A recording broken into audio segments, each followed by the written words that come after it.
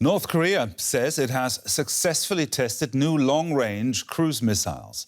Analysts say the missiles have the potential to carry nuclear warheads. According to North Korean state media, the missiles can travel as far as 1,500 kilometers, putting parts of Japan within reach. The series of tests suggests North Korea is still able to develop advanced weapons despite an economic crisis and increased UN sanctions. Well, for more on that, I'm now joined from Seoul by correspondent Frank Smith. Frank, how significant is this test?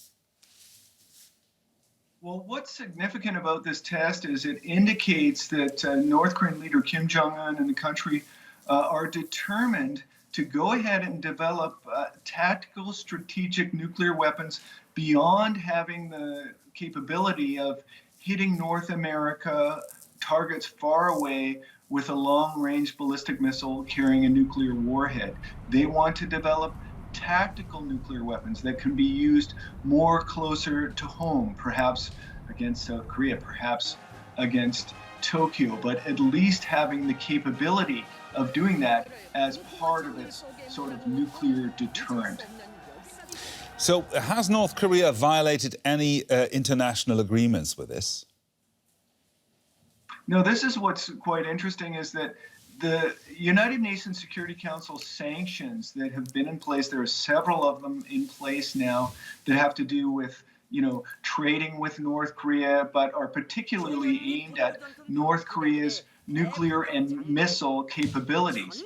They bar North Korea from launching long-range ballistic missiles, but there are no sanctions on other sort of short-range missiles, or in this case, on cruise missiles that fly at a lower altitude. Just to get back to your first question, another significant part of this is that these do fly at a low altitude, making them more difficult to detect and creating, again, another level of deterrence.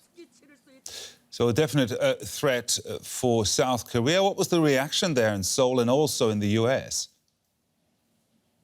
Well, the reaction here in South Korea, the Joint Chiefs of Staff issued a statement saying that they were going to look into the details and that in-depth analysis was still underway. They didn't share the locale of these tests. They didn't share the distance that the missile flew. All of the information that we have is from North Korea's statement. Similarly, the United States said they were monitoring the situation with their allies, and the alliance with South Korea and Japan remains ironclad. This kind of indicates that there was no advance warning, understanding that this test was going to happen, or real-time monitoring of the test by South Korea, Japan, or the United States.